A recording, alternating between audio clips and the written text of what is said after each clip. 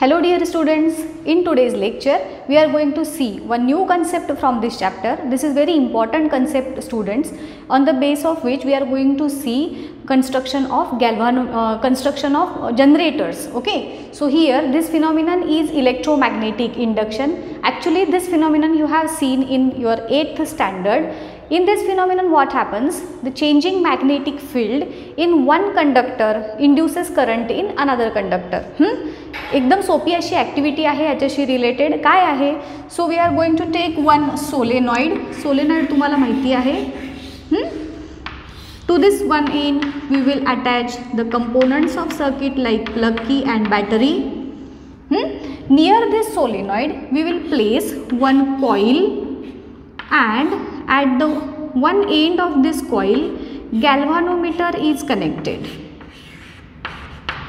Okay, so after this type of arrangement is done, see students what happen in this case.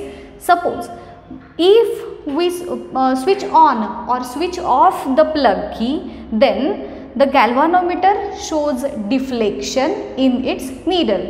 गॅल्व्हॅनोमीटर हे काय आहे तर एक equipment आहे, त्याची डिटेल इन्फॉर्मेशन या ॲक्टिव्हिटी नंतर मी तुम्हाला सांगतेच. So this galvanometer is used to detect the presence of current. Current येतो की नाही हे चेक करण्यासाठी आपण गॅल्व्हॅनोमीटर यूज करतो. प्लग की ऑन केली किंवा ऑफ केली ह्या दोन्ही कंडिशन्समध्ये किंवा दोन्ही केसेसमध्ये this galvanometer needle shows deflection and immediately it comes to 0. On केलं डिफ्लेक्शन होणार, परत 0 वरती येणार. ऑफ केलं डिफ्लेक्ट होणार, परत 0 वरती होणार. या पद्धतीनं. Now if we increase the intensity of the current which is flowing through this solenoid, current supply वाढवला तरी देखील या गॅल्व्हॅनोमीटरमधल्या नीडलचं डिफ्लेक्शन तुम्हाला दिसेल. आणि तिसरी एक कंडिशन अशी आहे की आयदर दिस कॉईल, ही कॉईल आहे आणि हा आपला सोलेनॉइड, ह्या दोन्हीपैकी एक कोणताही कंपोनंट जर आपण मूव्हिंग ठेवला, पुढे मागे अशी मूव्हमेंट जर याची ठेवली कॉईलची किंवा सोलेनॉइडची, तरी देखील या गॅल्व्हॅनोमीटरमध्ये आपल्याला करंट फ्लो झालेला दिसून येईल. गॅल्व्हॅनोमीटर थ्रू, कारण या कॉईलमधून करंट फ्लो होतो आहे आणि तो फ्लो होणारा करंट हा गॅल्व्हॅनोमीटर डिटेक्ट करणार आहे. आता इथं तुमच्या एक गोष्ट लक्षात आली का बघा स्टुडंट्स, या कॉईलला आपण कोणताही प्रकारचा सर्किट कनेक्ट केलेलं नाही, just we have connected here galvanometer. मग जरी या कॉईलमध्ये कुठलाही बॅटरी किंवा सेल आपण कनेक्ट न करता देखील गॅल्व्हॅनोमीटर त्याचं डिफ्लेक्शन दाखवतो. It means some amount of current is flowing through this coil and this flow of current is called as induced current. करंटचा सोर्स आहे का? नाही आहे, तरी देखील करंट प्रोड्यूस झाला का? Yes. So this type of current is called as induced current.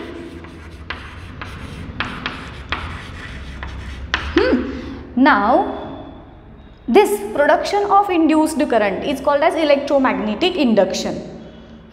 Changing magnetic field in one conductor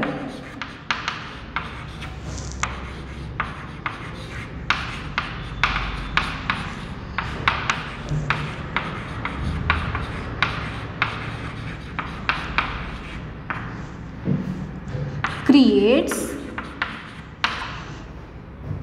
current किंवा इंड्यूसेस म्हणू. आता इंड्यूस्ड करंट आहे ना, सो आपण इंड्यूसेस म्हणूया. Induces current in other conductor.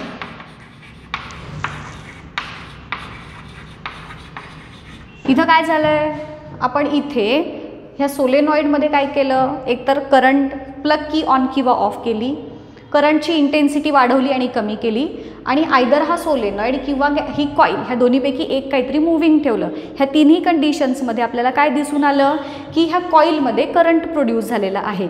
म्हणजेच या कंडक्टरमध्ये आपण मॅग्नेटिक फील्ड चेंज केलं and due to this change in magnetic field in this solenoid current is produced in coil. So एका कंडक्टरमध्ये मॅग्नेटिक फील्ड चेंज झालं, करंट येणार किंवा कमी होणार, वाढणार. करंट कमी किंवा जास्त झाला की अल्टिमेटली त्यामुळे मॅग्नेटिक फील्ड जे आहे ते कमी किंवा जास्त होणार, हे आपण ह्याच्या आधी शिकलो आहे. बरोबर की नाही. Strong current strong magnetic field, less current less strong magnetic field, बरोबर. सो ह्या सोलेनॉइडमध्ये चेंज होणाऱ्या मॅग्नेटिक फील्डमुळे या कॉईलमध्ये करंट इंड्यूस झाला आणि त्या फिनॉमिननला म्हणायचं इलेक्ट्रोमॅग्नेटिक इंडक्शन. ॲक्च्युली आपण हे 8th स्टँडर्डमध्ये शिकलो आहे. ओके. सो इथे परत आपण रिवाईज केली ही कन्सेप्ट. हे इलेक्ट्रोमॅग्नेटिक इंडक्शनवरती तुम्हाला शॉर्ट नोट विचारली जाते. So you are going to describe this activity. with the help of this activity, how you will going to explain this electromagnetic induction?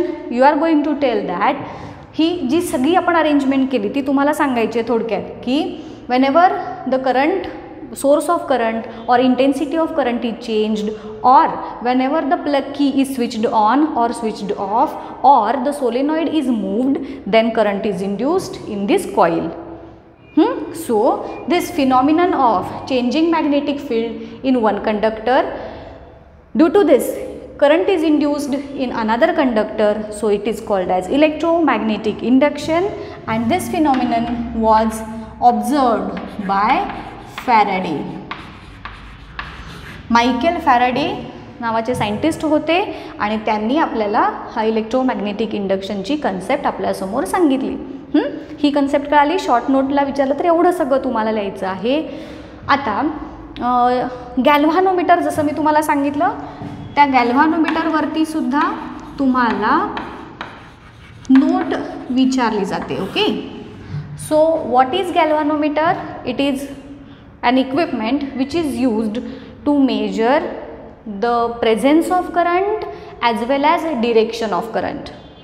गॅल्व्हानोमीटरचा use करून आपण करंट फ्लो होतोय का हे देखील चेक करू शकतो आणि त्या करंटची डिरेक्शन जर चेंज होत असेल तर ती देखील आपल्याला या गॅल्व्हानोमीटरचा यूज करून डिटेक्ट करता येते. हा जो गॅल्व्हानोमीटर असतो त्या गॅल्व्हानोमीटरमध्ये जो काय म्हणू आपण ही नीडल जी असते गॅल्व्हानोमीटरची, it is present at the centre. आणि इथे मार्किंग असतात 0 पासून इथे परत 0. सो ह्या पद्धतीनं आयदर या साईडला किंवा ह्या साईडला ही गॅल्व्हानोमीटरची नीडल जी आहे ती मूव्ह होते, with the help of which we can decide the direction of flow of current. This galvanometer is again working on the same principle on which the electric motor was working. What was the working principle of electric motor? It was like current carrying conductor when placed in magnetic field experiences force. हा होता आपलं electric मोटरचा working principle. On the same principle this galvanometer is also working. ह्या गॅल्व्हानोमीटरची जी ही needle आहे त्या नीडलच्या आतल्या बाजूला आपली कॉईल, जशी आपण मोटरमध्ये आर्मेचर कॉईल किंवा जी रेक्टँग्युलर लूप बघितलेली होती, आणि ती कॉईल आपण 2 मॅग्नेट्सच्या एंड्समध्ये ठेवलेली होती. इन द सेम वे या गॅल्व्हानोमीटरमध्ये देखील आतल्या बाजूला एक कॉईल प्लेस केलेली असते in between 2 pole pieces of a horseshoe shape magnet. Okay. आता जेव्हा केव्हा सर्किटमधून करंट पास होणार, okay, so due to that flow of current this coil will move in this magnetic field. बरोबर. ह्याच्यामधून current flow झाल्यामुळे हे देखील एक मॅग्नेट होणार, आपण जे सगळं शिकलो आहे इलेक्ट्रिक मोटरच्या वर्किंगमध्ये. So it will also behave in the same way as the electric motor. Okay students. So this galvanometer is a device which is used to detect presence and direction of current.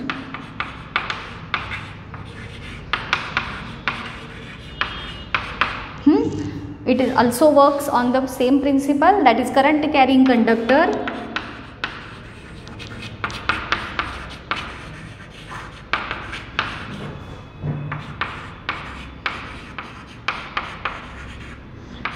kept in magnetic field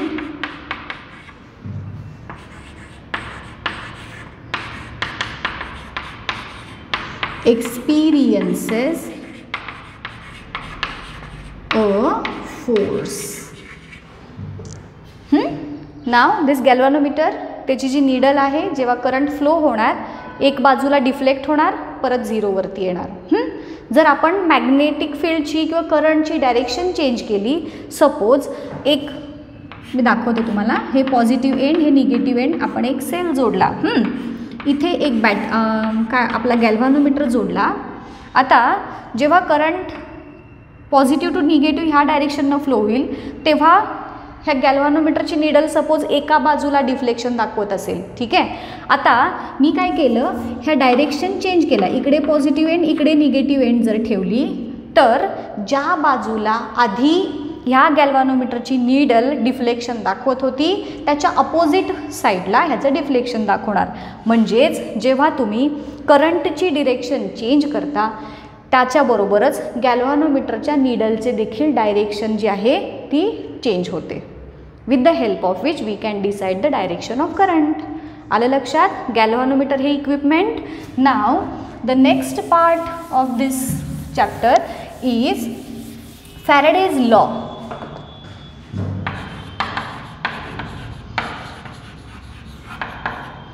जसं मी तुम्हाला आत्ता सांगितलं, फॅराडेनी हे electromagnetic इंडक्शनची concept आपल्याला सांगितलेली आहे आणि ह्याच ॲक्टिव्हिटीवरती बेस्ड त्यांनी एक लॉ आपल्याला सांगितला आहे which is called as Faraday's law of induction. तुम्हाला टेक्स्टबुकमध्ये विचारलेला आहे, हा 2 मार्क्ससाठी लॉ विचारला जातो तुम्हाला. आता काय आहे हा लॉ? तर मी जसं तुम्हाला सांगितलं, ह्यामध्ये चेंज होणाऱ्या मॅग्नेटिक फील्डमुळे या कंडक्टरमध्ये करंट इंड्यूस झाला, हाच आपला लॉ आहे. बट सांगणार कसं बघा, it is the whenever the changing magnetic field in one conductor, किंवा आता ह्या मॅग्नेटिक फील्ड चेंज झाल्या म्हणजेच त्याच्यामध्ये प्रोड्यूस होणारं मॅग्नेटिक लाईन्स ऑफ फोर्स, हा सोलेनॉइडमधून जेव्हा करंट फ्लो होईल हा मॅग्नेटसारखा ॲक्ट करणार. मॅग्नेटसारखा ॲक्ट केल्यानंतर त्याच्या भोवतीनं मॅग्नेटिक लाईन्स ऑफ फोर्स पण असणार, बरोबर.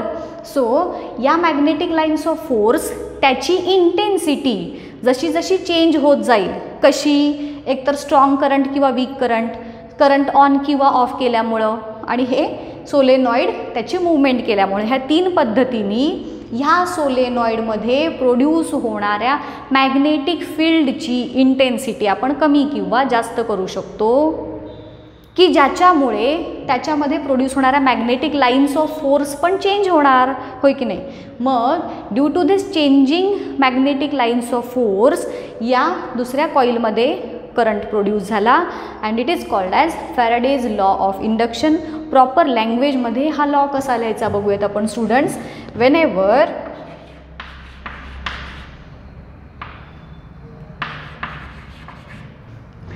the number of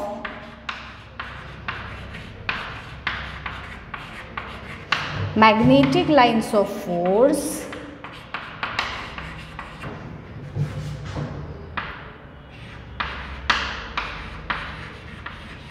acting on किंवा magnetic lines of force passing through म्हणू आपण, passing through a coil change. number of magnetic lines of force change झाल्या ह्या कॉइलमधून पास होणाऱ्या, current is produced